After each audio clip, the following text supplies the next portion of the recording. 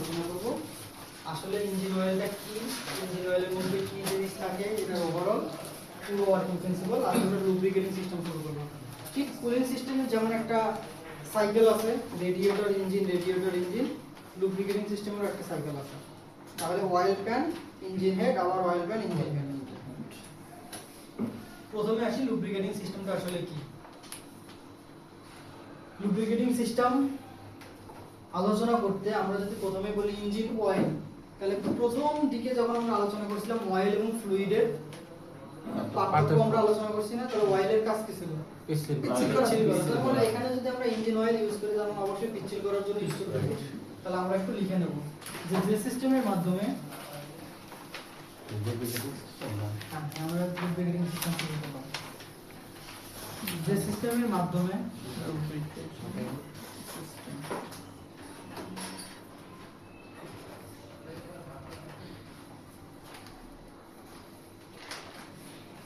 ইঞ্জিনের মুভিং পার্টগুলোকে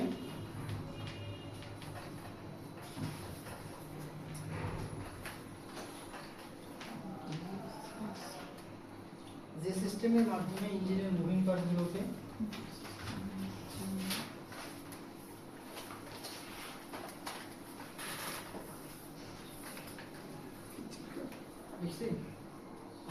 যে সিস্টেমের মাধ্যমে ইঞ্জিনের মুভিং পার্টগুলোকে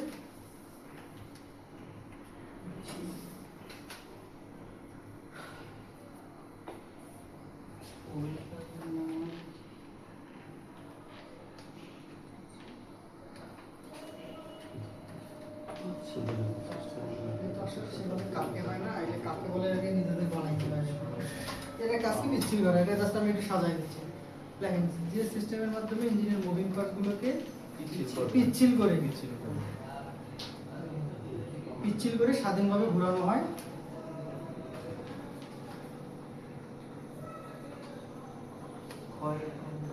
এটা আমরা সুবিধাতে গিয়ে লিখব। আসলে ওর কি কি অ্যাডভান্টেজ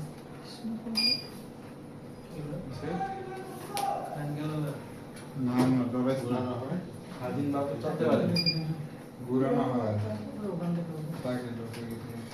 মুভিং পার্টগুলোকে স্বাধীনভাবে ঘোরানো হয়। লুব্রিকেটিং সিস্টেম, আসলে লুব্রিকেটিং এর মূল কনসেপ্টটা হচ্ছে ইঞ্জিনের মুভিং পার্টসগুলোকে পিচ্ছিল করা, এটা।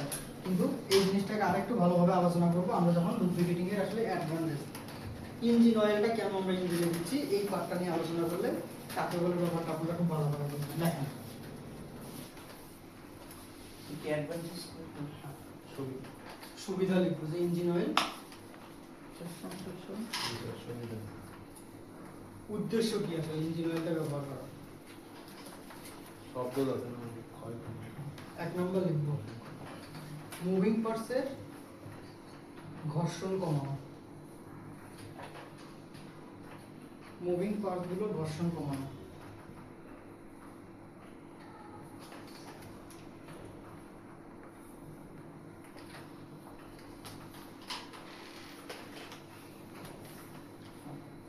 ধরলাম যে আমার ইঞ্জিন অয়েল নাই, তাহলে দুইটা মুভিং পার্ট যখন ঘুরবে সেখানে ঘর্ষণ বা ফ্রিকশন হবে। এই ফ্রিকশন বা ঘর্ষণ থেকে প্রথমে কি হবে? হিট হবে না, এগুলো হিট হবে না, তাহলে এটা হিটকেও কমায়, লিখে না। 2 নাম্বার মুভিং পার্টসগুলোর তাপ কমায়।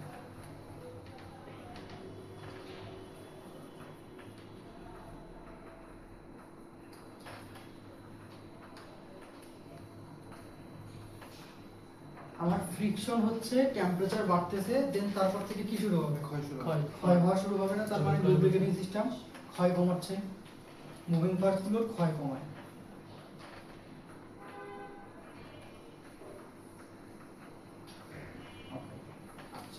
যদি মুভিং পার্টসগুলো সেভাবে ফ্রিকশনের কারণে ক্ষয় না হয় তাহলে প্রথমেই যেটা হবে মুভিং পার্টসের লাইফ টাইম গুলো বাড়বে। লেখেন মুভিং পার্টসের লাইফ টাইম বাড়ায়।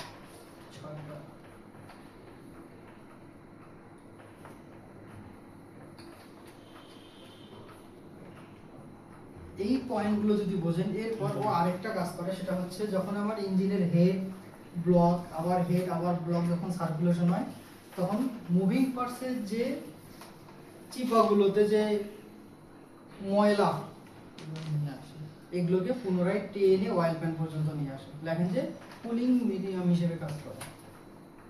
কুলিং বোঝে স্যার। কুলিং কুলিং কুলিং কুল তো টানা কুলিং কুলিং মিডিয়াম কুলিয়া লেখেন কুলিং মিডিয়াম হিসেবে কাজ করে, ঠান্ডা রাখতেছে।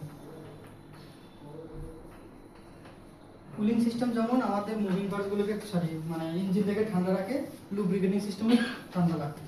এরপর লেখেন যে ক্লিনিং এজেন্ট বা মুভিং পার্টসগুলোকে পরিষ্কার রাখে। কি বলেন তোমার? মুভিং পার্টসগুলোকে পরিষ্কার রাখে।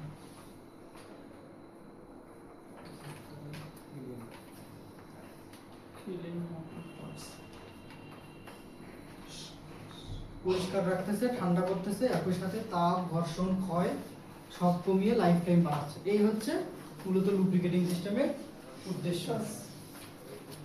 এখন লুব্রিকেটিং সিস্টেম ক্লিয়ার? তাহলে প্রথম হচ্ছে লুব্রিকেটিং সিস্টেমের মূল কাজ হচ্ছে ইঞ্জিনের মুভিং পার্টসগুলোকে পিচ্ছিল করা। এটা ব্যবহার করার উদ্দেশ্য বা সুবিধা হচ্ছে এটা ব্যবহারের প্রথমে মুভিং পার্টসগুলোতে আমরা কোনো ফ্রিকশন হয় না, টেম্পারেচার তৈরি হয় না, গরম হয় না, ড্যামেজ বা ক্ষয় হয় না। দেন তারপর লাইফ টাইম বাড়তেছে। লাইফ টাইম বাড়তে যখন 2% ঘর্ষণ হবে না তখন কি ঠান্ডা করতেছে না, কুলিং মিডিয়াম হিসেবে কাজ করে। আপনি শুধু পানি বা কুল্যান্ট দিয়ে কুলিং সিস্টেম চালাইলে যদি গাড়িতে লুব্রিকেটিং সিস্টেম না থাকে দেখবেন যে কিছুক্ষণ পর কুল্যান্ট পর্যন্ত গরম হয়ে গেছে, অথবা কুল্যান্ট আছে কিন্তু ইঞ্জিন অয়েল, তাহলে দুইটাই কিন্তু একে অপরের পরিপূরক। হ্যাঁ, যদি 70% ওয়াটার কুলিং সিস্টেম কাজ করে বাকি 30% লুব্রিকেটিং সিস্টেম কাজ করতেছে। দুইটা মিলে কুলিং সিস্টেমে কম্বাইন করতেছে। যদি বুঝে থাকেন আমরা প্রথমে একটু আলোচনা করি যে কুলিং সিস্টেমের মতো লুব্রিকেটিং সিস্টেমে আসলে কি কি কম্পোনেন্ট আছে। তাহলে এখন পর্যন্ত আলোচনা করলাম আসলে লুব্রিকেটিং সিস্টেম কি, এটা আমরা কেন ব্যবহার করতেছি। এবার একটু লুব্রিকেটিং সিস্টেমের কম্পোনেন্টগুলো আমি যেভাবে বলি এইভাবে লিখে নেন। কম্পোনেন্ট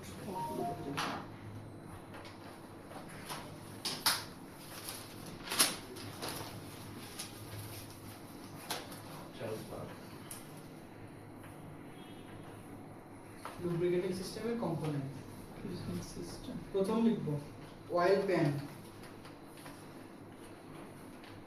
আমি সিরিয়াল ওয়াইজ লিখে দেই, আপনারা ওইভাবে লিখেন।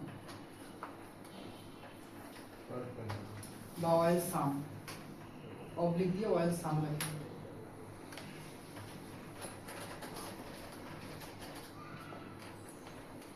ড্রেন নাট বা ড্রেন প্লাগ, এগুলো আমরা অনেক কিন্তু পার্টস কিন্তু ইঞ্জিন ওভারহোলিং করার সময় শিখছি। এরপর লেখেন lubricating oil,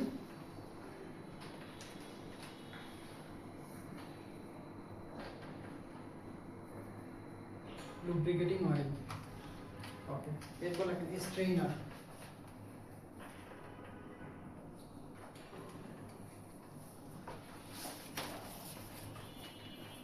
strainer. oil pump,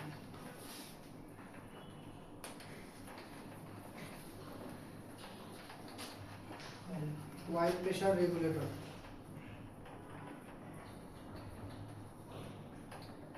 oil pressure regulator এর আরেকটা নাম আছে, লেখেন যে pressure relief valve.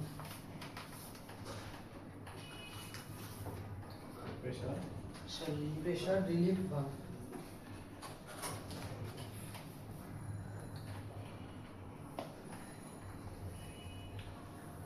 oil filter, oil filter,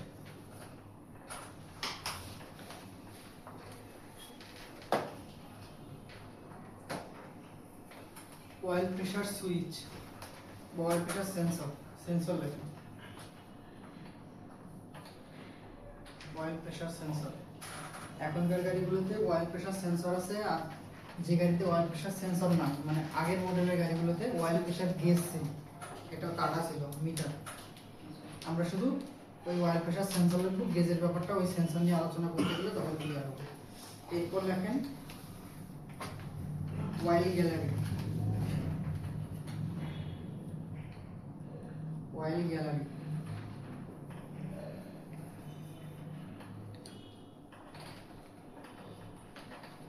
oil temperature sensor.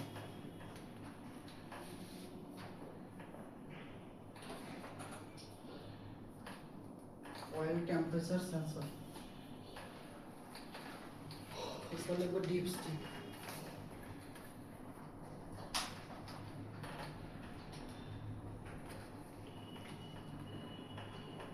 Deep stick এবং এখনকার গাড়িগুলোতে এই ডিপ স্টিকের থাকার সাথে আরেকটা জিনিস অ্যাড হয়েছে অয়েল লেভেল সেন্সর।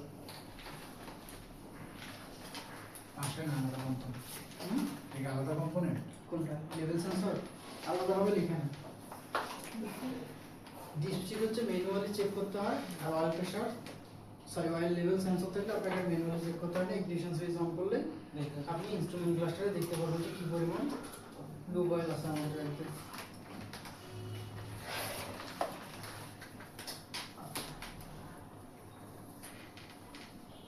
এখন যদি আসি একটা মিস 7 নম্বর অয়েল গেজটা আছে না, এই গেজটা হচ্ছে ওল্ড মডেলের গাড়িগুলোতে মিটার থাকতো। ফাস্ট ট্রাকগুলোতে দেখুন যে তেলের প্রেসার, ইঞ্জিন অয়েলের প্রেসার কত, আর এখনকার গাড়িতে এটার পরিবর্তে অয়েল প্রেসার সুইচ বা অয়েল প্রেসার সেন্সর ব্যবহার করা হয়।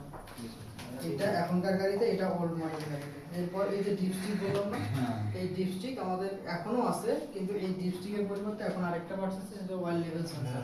যেমন আমরা ইগনিশন সুইচ অন করলে তেল কতটুকু আছে দেখতে পারি, ঠিক এখন আমরা ইঞ্জিন অয়েল কতটুকু আছে এটাও দেখতে পারি। হ্যাঁ, প্রথমে আমরা একটু ইঞ্জিন অয়েল নিয়ে আলোচনা করব, এরপর প্যান থেকে স্ট্রেইনার কিভাবে উঠতেছে সেগুলো আমরা পরে আসছি। আমরা যে একটু আগে যে উদ্দেশ্য বা এই সুবিধাগুলো লিখলাম এখানে, সেই সুবিধাগুলো দেওয়া আছে। এটার এক নম্বর কাজ হচ্ছে লুব্রিকেটিং করা, অর্থাৎ মুভিং পার্টস গুলোকে পিচ্ছিল করা।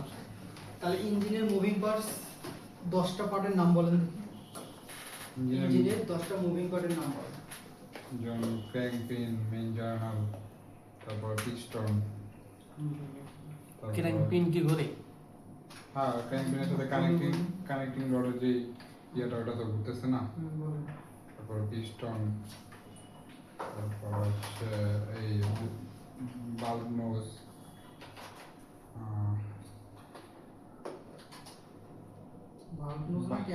ক্যামনোস, হ্যাঁ ওটা বলা যাইতেছে না আমাদের। তারপরে ক্র্যাঙ্ক শ্যাফটটা ঘুরতেছে, ক্যামশ্যাফট। ইঞ্জিনের যে মুভিং জায়গাগুলো আছে ওই জায়গাগুলোতে পিচ্ছিল করার কাজ করতেছে এই লুব্রিকেটিং সিস্টেম। তাহলে যেখানে মুভিং পার্ট সেখানে অয়েল গ্যালারি লাইন আছে, এবং আমরা এই লাইনগুলো সচরাচর দেখছিলাম যে কোথায় ক্যামশ্যাফটে কোথায় গ্যালারি লাইন আছে, ক্র্যাঙ্কশ্যাফটে কোথায়, তারপর আমাদের পিস্টনের যে সিলিন্ডারের ভিতর যে তেলটা দিবে তার লাইনটা কোথায়, এগুলো আমরা সব দেখছি। তাহলে প্রথম কাজ হচ্ছে লুব্রিকেটিং করে। এরপরে যে ক্লিনিং এজেন্ট, ক্লিনিং মানে ওই যে মুভিং পার্টসের যেখানে আমার তো এখানে মুভিং পার্টস, তো এটা যখন ক্ষয় হবে পিস্টন সিলিন্ডারের মধ্যে যখন ঘষা লাগবে, ওখানে যে ক্ষুদ্র যে ধাতব কণাগুলো তৈরি হয়েছে এই কণাগুলোকে পুনরায় ও টেনে নিয়ে অয়েল প্যানে পাঠায় দেয়, যেখানে আমাদের এই কণাগুলো জমা থাকে, এবং আমরা ড্রেন নাট যখন খুলি তখন ইঞ্জিন অয়েলের সাথে ওই ময়লাগুলো সব সিলিন্ডার থেকে বের হয়। এখানে নিয়ে আসতেছি, হ্যাঁ এগুলো নিয়ে আসতেছি, ডিটেইলস আলোচনা করবো একটু পর। এরপর সিলের কাজ করতেছে। এখন কথা, ইঞ্জিন অয়েল কিভাবে সিলের কাজ করে? আমরা ইঞ্জিনের যখন কম্প্রেশন টেস্ট করছিলাম তখন একটা সিলের কাজ করছে, সেখানে আমরা ইঞ্জিন অয়েল দিয়ে দেখছিলাম যে আসলে এখানে লিক আছে কিনা। তার মানে এটা তুলনামূলকভাবে একটু ভিসকোসিটি বেশি থাকার কারণে যে সকল 2% মাঝখানে যে গ্যাপটা আছে এই গ্যাপটা ফিল করতেছে হচ্ছে ইঞ্জিন অয়েল। তার মানে আমার যদি ধরি আমার বিগ এন্ড বিয়ারিং আছে, তাহলে বিগ এন্ড বিয়ারিং আর আমার ক্র্যাঙ্কশ্যাফটের যে জার্নালটা আছে ওখানে যে মাঝখানে গ্যাপটা, এই গ্যাপটাকেও কভার করতেছে আমাদের লুব্রিকেটিং সিস্টেম। তাহলে এই ইঞ্জিন অয়েল ওই গ্যাপটাকে কভার করে। পাশাপাশি এটা মুভিং পার্টসের যখন ওঠে তখন তুলনামূলকভাবে ঠান্ডা ইঞ্জিন অয়েলটা যখন প্রতিটা জায়গায় সার্কুলেশনে চলে আসে তখন সেটা কিন্তু গরম হয়ে আসে। এখন কথা, আমি পাঠাইলাম ঠান্ডা হয়ে আসলো গরম, তার মানে ও নিজে ওই যে তাপের যে আদান প্রদানের ব্যাপারটা বলছিলাম না, নিজে ঠান্ডা মানে নিজে গরম হয়ে ইঞ্জিনকে ঠান্ডা করে পুনরায় চলে আসে। তার মানে ওয়াটার কুলিং সিস্টেমের সাথে লুব্রিকেটিং সিস্টেম আমাদের কুলিং সিস্টেমের কাজ করতেছে। এছাড়া আমাদের রাস্ট প্রিভেন্টেশন, অর্থাৎ যেখানে যেখানে আমাদের মুভিং পার্টস আছে এবং ইঞ্জিন অয়েল থাকার কারণে ওই জায়গাগুলোতে আমাদের মরিচা পড়ে না। আপনি একটা ইঞ্জিনকে 2 মাস 3 মাস ফেলায় রাখবেন, দেখবেন যে ইঞ্জিন থেকে বিভিন্ন যে মুভিং পার্টস, আমার সিলিন্ডারের মধ্যে যদি আপনি হাত দিয়ে যদি একটু দেখেন, দেখবেন যে ওর মধ্যে রাস্ট করছে। কিন্তু লুব্রিকেটিং সিস্টেম আমাদের এই মুভিং পার্টসগুলোকে Rust করতে মরিচা দেয় না। করতে দেয় না বা রাস্ট করতে দেয় না। তাহলে এই হচ্ছে এর মূল অ্যাডভান্টেজ। এই টপিকটা নিয়ে আমরা এর আগে আলোচনা করছিলাম যখন হর্স পাওয়ার নিয়ে আলোচনা করছিলাম। এই যে হর্স পাওয়ার আমাদের হচ্ছে 3 ধরনের হর্স পাওয়ার, একটা হচ্ছে এফএইচপি,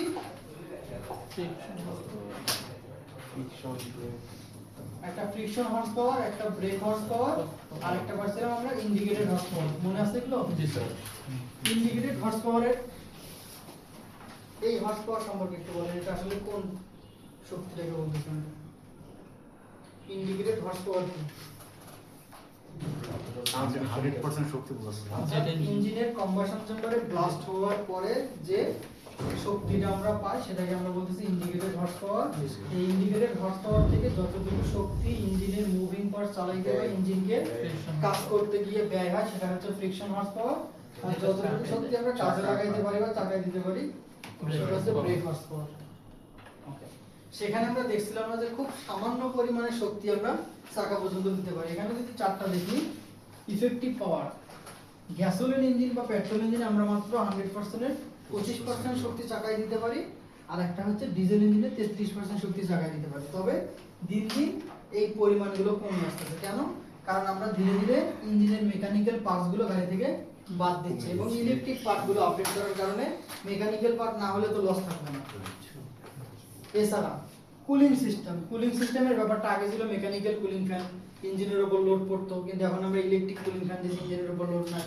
আগে ছিল মেকানিক্যাল ওয়াটার পাম্প, যে টাইমিং বেল দিয়ে ঘুরতো, আর এখন ইলেকট্রিক ওয়াটার পাম্প যেটা ব্যাটারি থেকে বিদ্যুৎ দিয়ে চলতেছে। যার কারণে এই যে ধীরে ধীরে মুভিং পার্টসগুলো কমানোর কারণে আমাদের এই ফ্রিকশন লস, কুলিং সিস্টেমের লস এবং এক্সস্টের লস কমে আমরা আসলে ইফেক্টিভ পাওয়ারগুলো বাড়াচ্ছি। এখন কথা, এখানে আপনি ওয়াটার পাম্প মেকানিক্যাল থেকে ইলেকট্রিক করলেন, কুলিং ফ্যান মেকানিক্যাল থেকে ইলেকট্রিক করলেন, এক্সস্ট লস কিভাবে আমরা কমাই?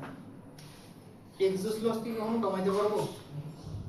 এক্সস্ট লসটাকে আমরা কমাইতে পারি না। ইঞ্জিনের এক্সস্ট দিয়ে যখন বের হবে, এই এক্সস্ট লস বলতে আমরা বলতেছি যে থার্মাল এনার্জি।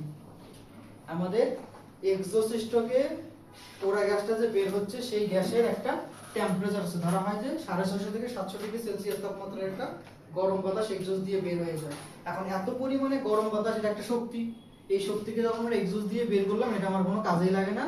যেটা উনি আমাদের বলছিল যে ওই হিটটাকে কাজে লাগায় ওনারা আবার বয়লারে পানি গরম করে, কিন্তু আমাদের তো আর বয়লার নাই, যার কারণে আমরা সরাসরি বের করে দিই। এই শক্তিটার থেকেও আমরা এখন কিছুটা শক্তি রিটার্ন পাচ্ছি। কিভাবে?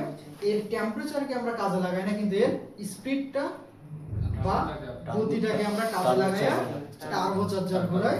এই লুব্রিকেটিং সিস্টেম শেষ হলে আমরা টার্বোচার্জার নিয়ে ডিটেইলস আলোচনা করব, সেখানে টার্বো এবং সুপারচার্জারের একটা পার্ট থাকবে।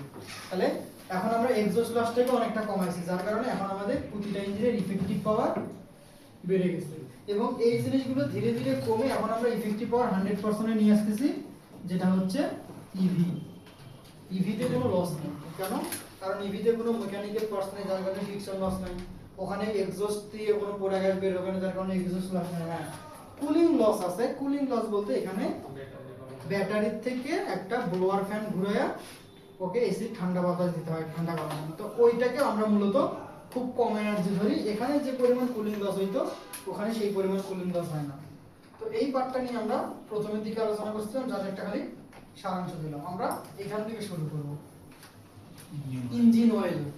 আচ্ছা, ইঞ্জিন অয়েলের চারটা নাম। আমরা যে এতদিন মোবিল বলছিলাম, আমি আপনাদের সাথে সাথে মোবিল বলতেছিলাম। মোবিল আসলে কোনো নাম না, মোবিল আসলে একটা জাস্ট কোম্পানির নাম।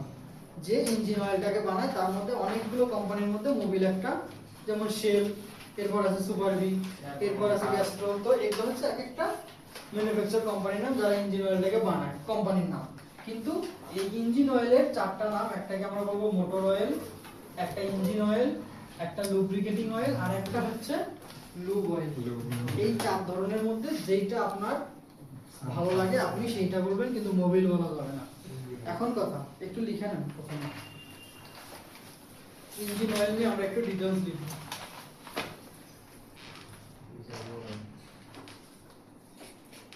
প্রথমে ইঞ্জিন অয়েলের নামগুলো লিখে নেন। লেখেন engine oil,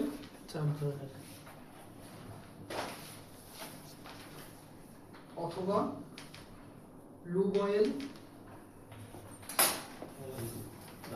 LUB, lube oil অথবা লুব্রিকেটিং অয়েল,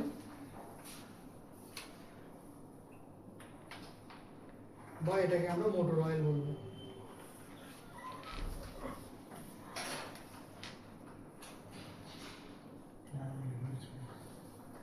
এই চারটার মধ্যে কোন একটা ইউজ করবে, তবে আমাদের বাংলাদেশে লুব্রিকেটিং সিস্টেম বলে, কিন্তু লুব অয়েল বা ইঞ্জিন অয়েলটা বেশি প্রয়োজন হয়।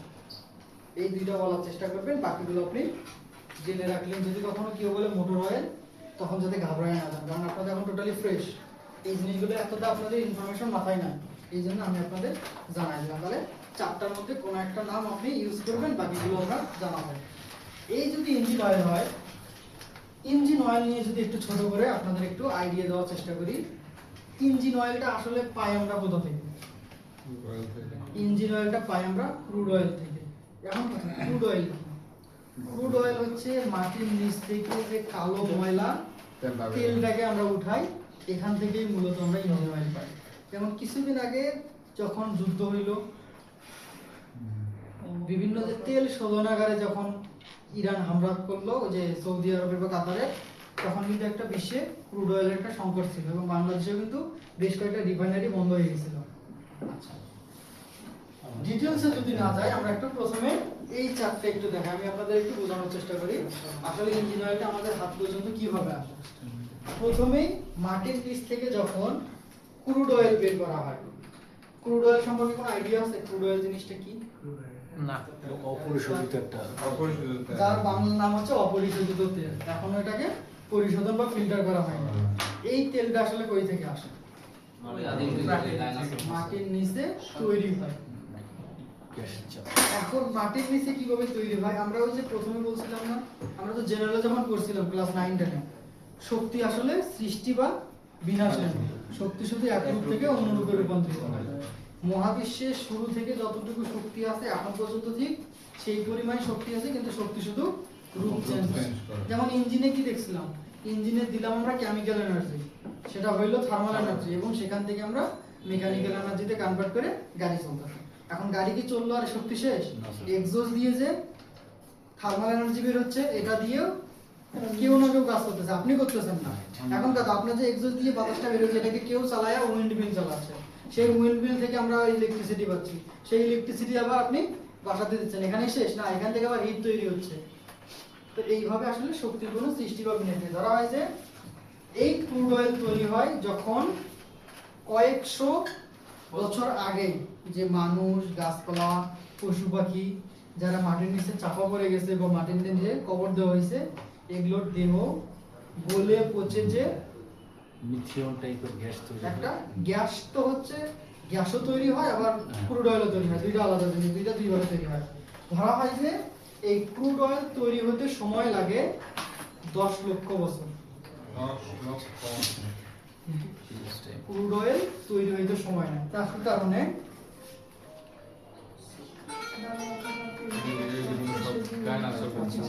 তো ধরা হয়। এখন কথা, পরিবেশবিদরা যারা ক্রুড অয়েল উঠাচ্ছে মাটির নিচ থেকে, তারা গবেষণা করে দেখছে যে যতটুকু ক্রুড অয়েল মাটির নিচে আছে, এগুলো 70 থেকে 80 বছরের মধ্যে শেষ হয়ে যাবে। যেভাবে আমরা উঠাচ্ছি এবং যেভাবে ব্যবহার করতেছি, 70 থেকে 80,000 বছর, মানে 70 থেকে 80 বছরের মধ্যে। এখন 70 থেকে 80 বছরের মধ্যে যদি শেষ হয়ে যায়, তাহলে আমাদের জেনারেশন ইউজ করতেছি, কিন্তু আমাদের পরের যে জেনারেশন আসবে, তারা যদি ক্রুড অয়েল না থাকে, তাহলে কি পাবে না? তারা গ্যাস পাবে না, এলপিজি গ্যাস, তারা পাবে না পেট্রোল, তারা পাবে না অকটেন, তারা পাবে না ডিজেল, তারা পাবে না ক্রুড অয়েল, তারা পাবে না বিটুমিন। তাহলে তখন তারা কিভাবে চলবে? যার কারণে এখন আমরা এই ক্রুড অয়েল থেকে একটু সরে গিয়ে বিকল্প জ্বালানির উপরে শিফট হচ্ছে, যে আমরা যত বেশি বিকল্প জ্বালানিতে চলে যাব, ক্রুড অয়েল আমাদের তত বেশি থাকবে। যার কারণে একটা ইনফরমেশন দেই, অকটেনের সাথে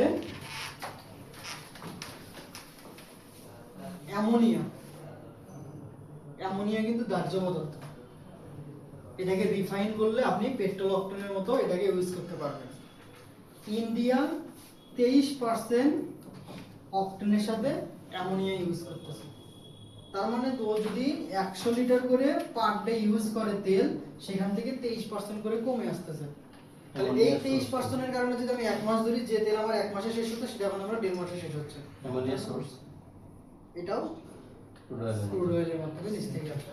তবে এটা আমরা সেভাবে ইউজ করি না, তবে এটা রিফাইন করলে আপনি ইউজ করতে পারেন। যেমন ওই যে হাইড্রোজেন দিয়ে গাড়ি চালাই না, হাইড্রোজেন গ্যাস দিয়ে, এটাকে তো আমরা সরাসরি কি গাড়িতে পানি দিলেই গাড়ি চলবে, এটাকে আমরা রিফাইন করে অক্সিজেন হাইড্রোজেন আলাদা করে সেই হাইড্রোজেন গ্যাস দিয়ে গাড়ি চালাচ্ছি।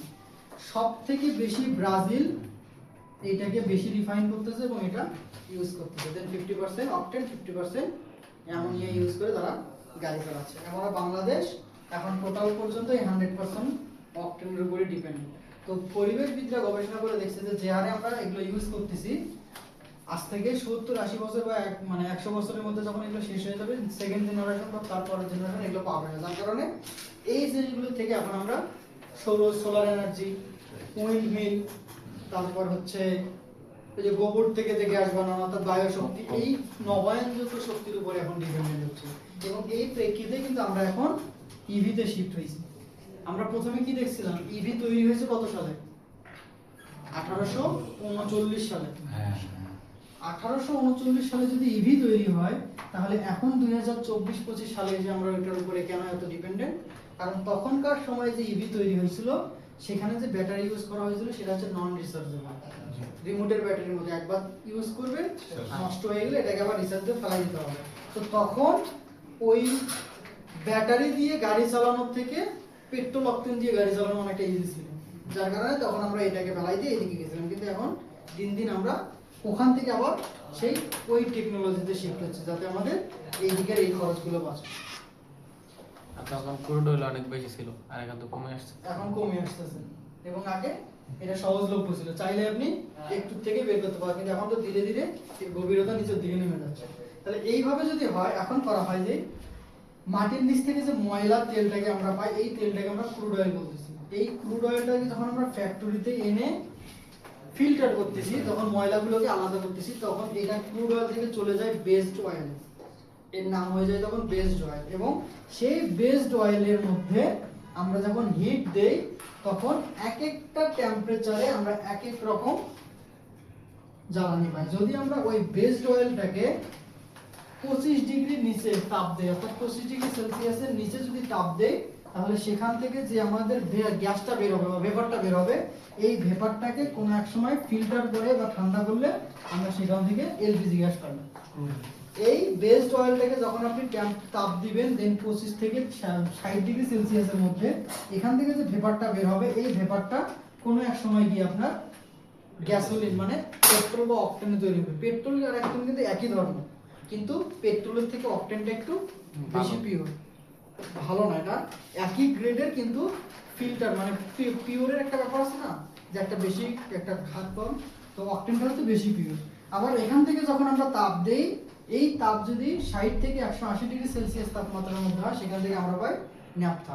এবং এই ন্যাপথা কিন্তু এখন প্রতিটা প্লাস্টিক পণ্যে ব্যবহার করা হয়। কিছুদিন আগে এই ন্যাপথার কিন্তু সংকট দেখা গেছিল, কারণ আপাতত ক্রুড অয়েলই নয়, এই ন্যাপথা প্রতিটা প্লাস্টিক পণ্যের মধ্যে ব্যবহার করা হয়। আপনি বালতি মগ থেকে শুরু করে যত প্লাস্টিকের পণ্য আছে, এই ন্যাপথা। ওকে, এরপর এখান থেকে তাপ দিয়ে আমরা একসময় পাই প্যারাফিন। 220 থেকে 250 ডিগ্রি সেলসিয়াস তাপমাত্রায় পাইলে আমরা ডিজেল পাই, এবং 250 থেকে 300 ডিগ্রি সেলসিয়াস তাপমাত্রায় আমরা ফুয়েল পাচ্ছি। তাহলে এই হচ্ছে ক্রুড অয়েলটা যে আমরা মাটির নিচ থেকে তুলতেছি। এখান থেকে আমাদের যেটা লাগবে, এই যে আমাদের সেই লুব অয়েল। তার মানে এটা আমরা কোথা থেকে পাচ্ছি?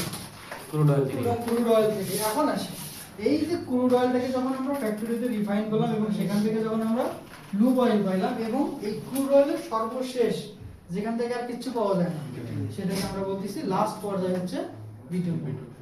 তার মানে ক্রুড অয়েল যে বেস্ট অয়েল বা মাটির নিচ থেকে আমরা তুলতেছি। এবং এই জন্য কিন্তু কিছুদিন আগেও যখন সংকট দেখা গেছিল, তখন ইঞ্জিনের অয়েলের একটা ব্যাপার চলে আসছিল, এবং তখন কিন্তু খুব বেশি হারে নকল করা হচ্ছিল, অর্থাৎ ভেজাল তেল মার্কেটে ছাড়া হচ্ছিল।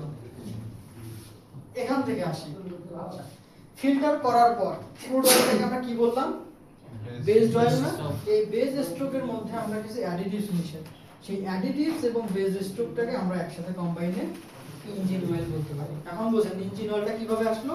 প্রথমে ক্রুড অয়েলটাকে ফিল্টার করলাম, সেই ফিল্টারের মধ্যে এখন তো এই ফিল্টারের মধ্যে না, কিন্তু এটাকে যখন আমরা বেস স্ট্রোকটাকে যখন আমরা এই যে 300 থেকে 350 ডিগ্রি সেলসিয়াস তাপমাত্রায় তাপ দিয়ে লুব্রিকেটিং সিস্টেমে বানাইলাম, এই লুব অয়েলটা কিন্তু স্বাভাবিক অবস্থায় অনেকটা বেশি মোটা হয়, অনেকটা ভারী এবং অনেকটা মোটা হয়। দেন এইটাকে ধীরে ধীরে আমরা আমাদের কাজে পরিণত করার জন্য তখন আমরা অ্যাডিটিভস মিশাই। ধরা হয় যে যে বেস স্ট্রোকের মধ্যে যত বেশি অ্যাডিটিভস মেশানো হবে সেই ইঞ্জিন অয়েল তত বেশি পাতলা হতে থাকবে। আজ থেকে 10-15 বছর আগেও একটা ধারণা ছিল যে ডিপস্টিক দিয়ে ইঞ্জিন অয়েল হাতে নিয়ে এমন করে দেখতো যে ইঞ্জিন অয়েল পাতলা না মোটা, যদি পাতলা হয় তাহলে ইঞ্জিন অয়েল চেঞ্জ করার সময় আসছে। কিন্তু এখন আপনি যে ইঞ্জিন অয়েল আছে, যেমন আমরা একটু পরে আলোচনা করব সেমি সিনথেটিক, ফুল সিনথেটিক, যদি ফুল সিনথেটিক ইঞ্জিন অয়েল আপনি গাড়িটা ঢালেন সকালবেলা এবং বিকেলে যদি ওয়ার্কশপে নিয়ে যান, ও আপনি দেখে বলবেন ভাই এটা তো চেঞ্জ করতে হবে, লাইফ টাইম শেষ। এটা লাইফ টাইম শেষ না, এটা এমনটাই ধর্ম। তাহলে এই অ্যাডিটিভস আসার কারণে আমাদের লুব্রিকেটিং সিস্টেমের ইঞ্জিন অয়েল বা লুব অয়েলটা কিন্তু অনেকটা পাতলা হয়েছে, যেখান থেকে আমরা ইঞ্জিন অয়েল পাই। যদি বুঝে থাকেন আপনারা প্রথমে একটু লিখে নেন যে ইঞ্জিন অয়েলটা আমরা কিভাবে পাই। Base stock plus additives is equal to engine oil. এটা বোঝানো স্যার ক্রুড অয়েল বোঝাচ্ছে। ক্রুড অয়েলটাকে যখন আমরা ফিল্টার করলাম এবং ফিল্টার করার পর যখন এটাকে টেম্পারেচার দিয়ে ভেপার করছি, ওই ভেপারটাকে যখন আমরা এখান থেকে ভেপার করার পরে যখন আমরা কোনো একটা জায়গায় রাখছি, ওখানে যখন ওইটা ধীরে ধীরে গরম থেকে ঠান্ডা হয়ে গেছে, তখন কোনো একটা সময় গিয়েও বেস স্ট্রোকে কনভার্ট হয়েছে। বেস স্ট্রোকটাকে আমরা লুব্রিকেটিং বলতেছি, কিন্তু ওই বেস স্ট্রোকটাকে আমরা সরাসরি গাড়িতে ইউজ করি না। বেস স্ট্রোকের মধ্যে অ্যাডিটিভস মিশাই, সেই অ্যাডিটিভস দিয়ে আমরা ইঞ্জিন অয়েল বানাই।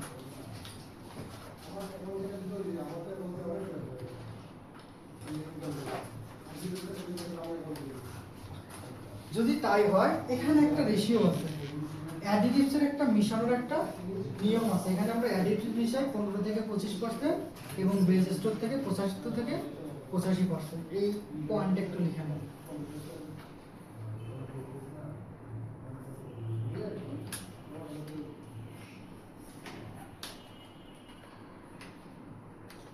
ইঞ্জিন অয়েলটা কিভাবে আসতেছে এই জিনিসটা যদি আমরা না জানি, একটা গ্যাপ থেকে যাবে। সেই জন্য যেহেতু আমরা অটোমোবাইল সেক্টরে ঢুকতেছি, আমাকে অবশ্যই জানতে হবে যে ইঞ্জিন অয়েলটা আসলে আসে কোথা থেকে। এটা কি সবাইকে মনে করে যে এটা সম্পূর্ণ কেমিক্যাল, এর মধ্যে সম্পূর্ণ কেমিক্যাল না, কেমিক্যাল থাকে 15 থেকে 25%, তাছাড়া বাকিটা টোটালি ক্রুড অয়েল থেকে আমরা পাই। যদি লিখে থাকেন, এখন আসি আপনি যে অ্যাডিটিভসের কথা বলতেছেন, এখানে আসলে কি অ্যাডিটিভস আমরা মিশাই, আমরা একটু অ্যাডিটিভস গুলোর নাম লিখে নেব। ইঞ্জিন অয়েলের মধ্যে আমরা মিশাই পার্টিকুলার এন্টিওয়ার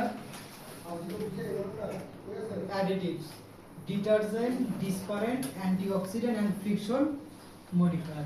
বেসড অয়েলের সাথে মিক্স করে এগুলো বেসড অয়েলের সাথে যে আমরা একটু আগে অ্যাডিটিভস মিশাইলাম, সেই অ্যাডিটিভস গুলো আসলে কি কি তার এখানে নাম দেওয়া আছে। জি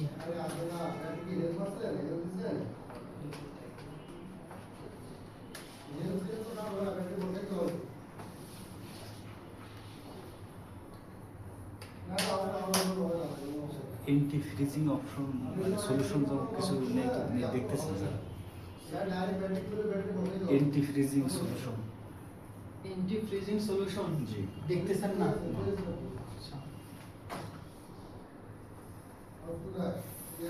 এন্টি ফ্রিজিং সলিউশনের কাজটা এখানে ইয়া করতেছে। সম্ভবত বাংলাদেশে এটা লাগে না মেবি। বাংলাদেশে লাগে না বলতে কি? হ্যাঁ, এন্টি ফ্রিজিং সলিউশন শীতের দিনগুলোতে আমাদের এখানে লাগবে যাতে মরিচা না পড়ে, মুভিং পার্টস গুলোকে যাতে পরিষ্কার রাখে, এটাকে যাতে একটু মোটা থাকে। মোটা তো ও নিজেই ধর্ম, মোটা তো ধর্ম নিজেই, পাশাপাশি ফ্রিকশন মডিফায়ার অর্থাৎ 2% মধ্যে থাকে পিচ্ছিল লাগার কাজ। এই অ্যাডিটিভস গুলো আমাদের ইঞ্জিন অয়েলের মধ্যে আমরা ইউজ করি।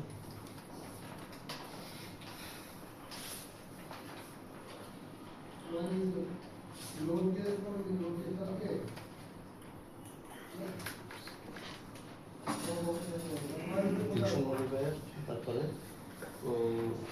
Rushed and sorry corrosion and rust inhibitor. এই কয়টা, যেগুলো আমাদের কি করতেছে ভিসকোসিটি ইনডেক্স ঘনত্বটা আরো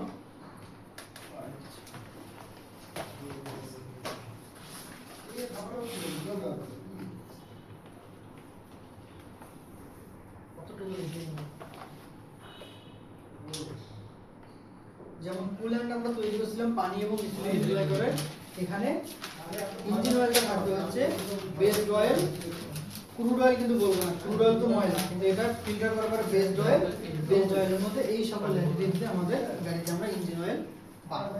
আমরা এতক্ষণ পর্যন্ত আলোচনা করলাম লুব্রিকেটিং সিস্টেম কি, এর আসলে সুবিধা কি, কি কি কম্পোনেন্টের কাজ করে। এই কম্পোনেন্টগুলোর মধ্যে আমরা প্রথম কম্পোনেন্ট যেটা সেটা হচ্ছে ইঞ্জিন অয়েল। এই ইঞ্জিন অয়েল নিয়ে আলোচনা করতেছি, ইঞ্জিন অয়েলের 4টা নাম লিখছি এবং ইঞ্জিন অয়েলটা আসলে কিভাবে আসতেছে মার্কেটে এর পুরো একটা ডিটেইলস আলোচনা করার পর আমরা আলোচনা করলাম যে ইঞ্জিন অয়েলের মধ্যে আমরা আসলে কি কি অ্যাডিটিভস মিশাই। এতটুকু যদি আপনি বুঝে থাকেন, আমি এবার একটু নিচের দিকে যাব। দেখছেন সবাই? এই যে ইঞ্জিন অয়েল যে আপনি বানাইলেন বিভিন্ন অ্যাডিটিভস মিশায়, অ্যাডিটিভস এর পরিমাণ যে ইঞ্জিন অয়েলের মধ্যে যত বেশি, এখানে একটা হিসাব মাথায় রাখেন, অ্যাডিটিভস যত বেশি মিশানো হবে ওই ইঞ্জিন অয়েল তত বেশি পাতলা হবে, ওই ইঞ্জিন অয়েলের দাম তত বেশি হবে এবং ওই ইঞ্জিন অয়েলের লাইফ টাইমও তত বেশি। স্পিডও বেশি, গাড়ির স্পিডও বেশি। স্পিড বলতে এখন স্পিড টোটালি ডিপেন্ড করবে আপনার ইঞ্জিনের উপরে। আপনার ইঞ্জিনের সিসি কম কিন্তু ভালো মানের ইঞ্জিন অয়েল দিচ্ছেন, তাহলে স্পিড বাড়বে না, আমি যতটুকু জানি যে সেন্সিটিভ এখন যদি বলি খারাপ তো নয়, এটা মানে ভালো একটু speed, হ্যাঁ, আপনার কথা ফেলে দেওয়া হবে না।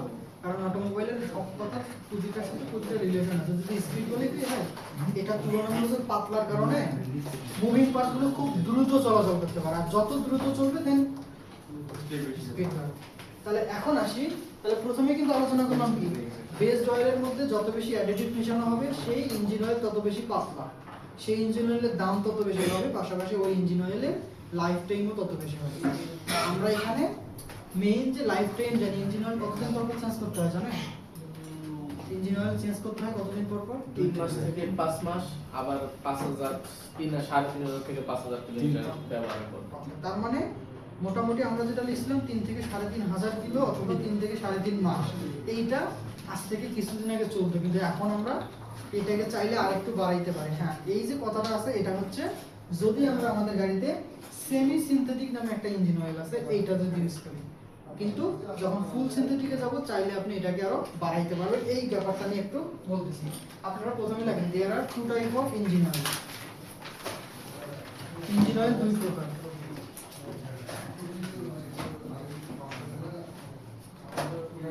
ইঞ্জিন অয়েল দুই প্রকার। এক নাম্বার লিখবো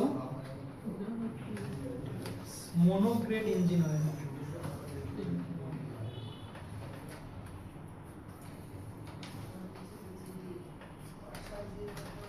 আর 2 নাম্বার লিখবো multigrade engine oil.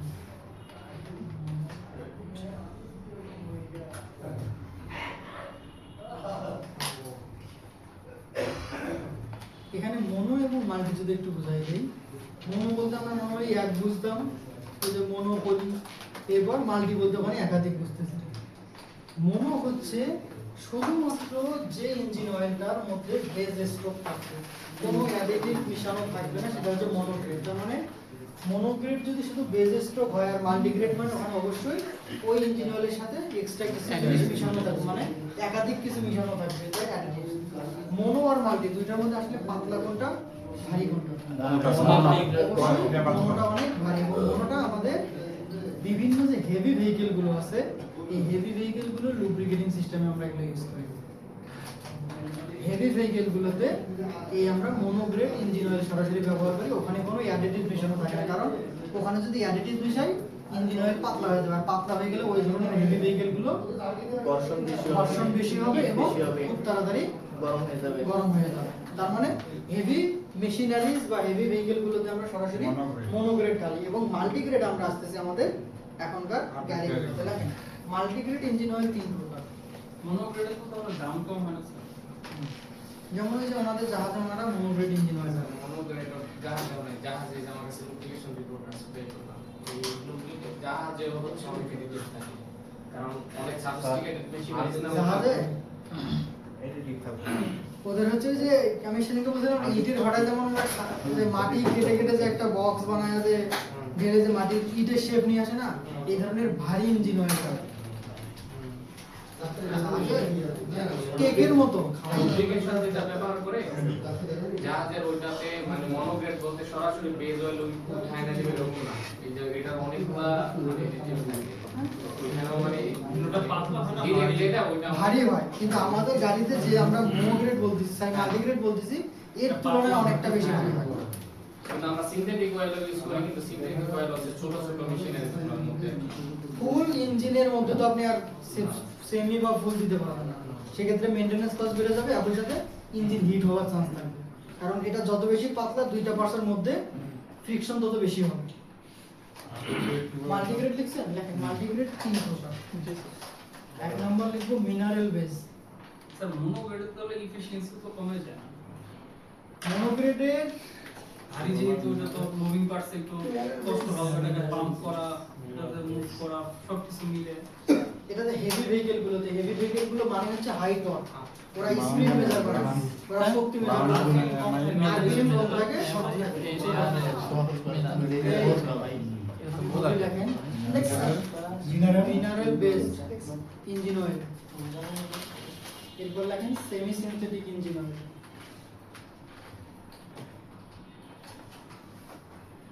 Monograde engine oil আমরা এর দেখছিলাম, আমাদের ডিপ্লোমাতে দেখাইছিল sir.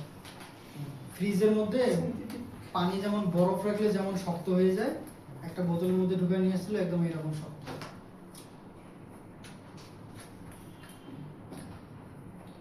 Semi synthetic engine oil, এর বলে ফুল synthetic engine oil.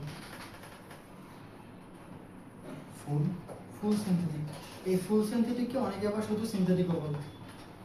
Ultra synthetic যেটা আছে স্যার ওটাতে আরো বেশি অ্যাডিটিভ অ্যাড করা আরো বেশি এবং যত অ্যাডিটিভ তত লাইফ টাইম। এখন কিন্তু ইঞ্জিন অয়েল যেমন আমাদের বাংলাদেশেও যে ইঞ্জিন অয়েল গুলো পাওয়া যায়, ওখানে লেখা থাকে 30,000 কিলোমিটার পর চেঞ্জ করবে। 30,000 কিলোমিটার পর ইঞ্জিন অয়েল চেঞ্জ করবে, কিন্তু বাংলাদেশে ধুলাবালি, গাড়ি চালানো, এই সব কিছু মিলায়ে আমরা এতদিন ইউজ করতে পারি। জাপান, জার্মানি এই ধরনের গাড়িগুলোতে যদি আপনি চান তাহলে 30,000, ওরা কিন্তু এত দ্রুত মেইনটেনেন্স করে না, ওদের কিন্তু আরো মেইনটেনেন্স টাইম কিন্তু আরো অনেক বেশি লং, 10,000, 12,000, 15,000। আমাদের তো গাড়ি অনেক সময় জ্যামে থাকার কারণে গাড়ি যত স্লো চলবে ইঞ্জিন তত কিন্তু ওভারহিট হয় বা ইঞ্জিন তত হিট হয়। যেমন আমরা যখন ড্রাইভিং শিখলে তো 1 নম্বর বা 2 নম্বর গিয়ার দিয়ে চালানো হয়। যখন 1 নম্বর বা 2 নম্বর গিয়ারে আপনি আধা ঘন্টা 40 মিনিট টানা একটা গাড়ি চালাবেন, 7 ঘন্টা গাড়ি চললে যে পরিমাণ না গরম হয় তার থেকে ইঞ্জিন কিন্তু আরো বেশি গরম হবে। কারণ এই ধরনের ইঞ্জিনগুলোকে বানানো হয়েছে অলওয়েজ স্পিড বাড়বে,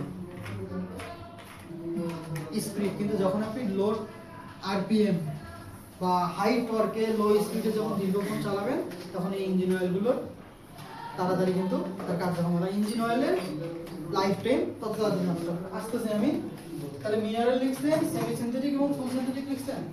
আমি আপনাদের এখানে একটা অ্যাড করছি জিনিস, সেটা হচ্ছে বাংলাদেশে যে গ্রেডগুলো বেশি চলে তার একটা লিস্ট দিচ্ছি। আপনারা মিনারেলের যে ইঞ্জিন অয়েলের পাশে গ্রেডগুলো, সেমি সিনথেটিকের পাশে গ্রেড এবং ফুল সিনথেটিকের পাশে একটু গ্রেডগুলো লিখুন।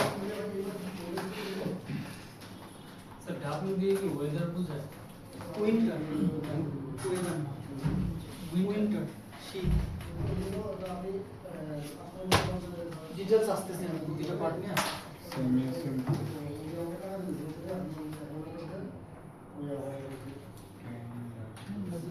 এখানে বাংলাদেশে যে গ্রেডগুলো সবথেকে বেশি চলে সেগুলো লিস্ট দেওয়া আছে। ভিতরে কি ইঞ্জিন অয়েলের ক্যান আছে? ইঞ্জিন অয়েলের ক্যান আছে?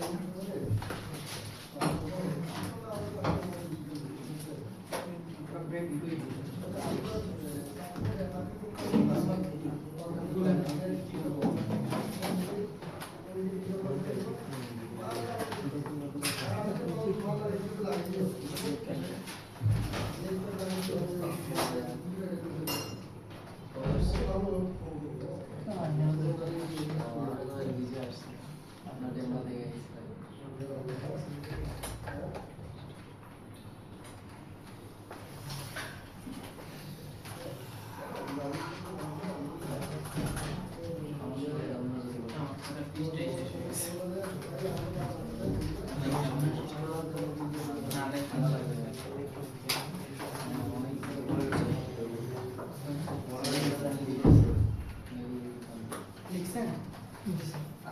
এখন কথা এখানে তো লিখলেন মনোগ্রেডের একটা গ্রেড, এখানে কিন্তু গ্রেড ইঞ্জিনিয়ারের গ্রেড বোঝায় 15W40 10W40 0W30 এই যে গ্রেডগুলো। এখন আমি যদি বলি 15W40 বলতে কি বোঝাচ্ছে জানেন? 15 ডিগ্রি পর্যন্ত এরা এই তাপমাত্রা থাকতে হবে, পরে সর্বোচ্চ 40, সর্বনিম্ন 15। সোসাইটি অফ অটোমোবাইল ইঞ্জিনিয়ার যেটা আছে ওটার মধ্যে একটা চার্ট আছে 15 দিয়ে হচ্ছে মানে 15W মানে উইন্টারের সিজনে 15 নাম্বারের ইকুইভ্যালেন্ট একটা টেম্পারেচার আছে, ওই টেম্পারেচার পর্যন্ত সে হচ্ছে মানে ফ্রিজিং হবে না। আর 40 হইলে তাহলে 40 যে নাম্বারটা আছে ওই সোসাইটির যে চার্টে ওই 40 ইকুইভ্যালেন্ট একটা টেম্পারেচার আছে, ওই টেম্পারেচার পর্যন্ত সে মানে সাস্টেইন করবে আর কি গরম। আমরা এখানে অনেকেই আছি যারা এগুলো প্রথম দেখলাম বা এগুলো দেখছি কিন্তু এতটা সেভাবে মাথায় নেই। উনি যেহেতু এটা নিয়ে একটু স্টাডি করছে বা জানে, স্যার ব্যবহার না করছেন শিশু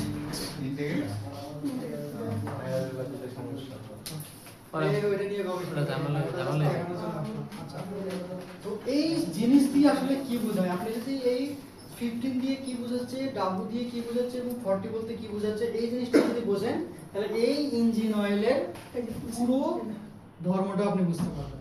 প্রথমে যদি আসি এইটাকে আমরা বলতেছি ভিসকোসিটি। আচ্ছা, ভিসকোসিটি মানে কি? ঘনত্ব। এটা কি পরিমাণ ঘন বা কি পরিমাণ মোটা। ধরা হয় যে মধু যেমন মোটা তাহলে মধু হাই ভিসকোসিটি, পানি যেমন পাতলা তাহলে পানি হচ্ছে লো ভিসকোসিটি। তার মানে মোটামুটি বোঝা গেছে যে ইঞ্জিন অয়েল একটু ঘন থাকবে। কিন্তু ইঞ্জিন অয়েল ঘন থাকলে আমাদের একটু আগে আলোচনা করলাম যে ইঞ্জিন অয়েলের মধ্যে অ্যাডিটিভ যত বেশি দিবেন ইঞ্জিন অয়েল তত পাতলা হবে। এই পাতলা বলতে যে একদম টোটালি পানির মতো পাতলা এমনটা না, যত দিবেন বেজ স্ট্রোক থেকে ধীরে ধীরে তত পাতলা হয়ে আসবে। আমি এখন আপনাদের একটু বোঝাবো যে আসলে এই সংখ্যাটার মানে কি। যেমন উনি আগে একটু আগে অনেকগুলো কথা বললো, কই জানি চার্ট টার্ট কে জানি এসি ডাব্লিউ নামে কি জানি আছে, একটু আমরা এগুলো বোঝার চেষ্টা করি। প্রথমে আসি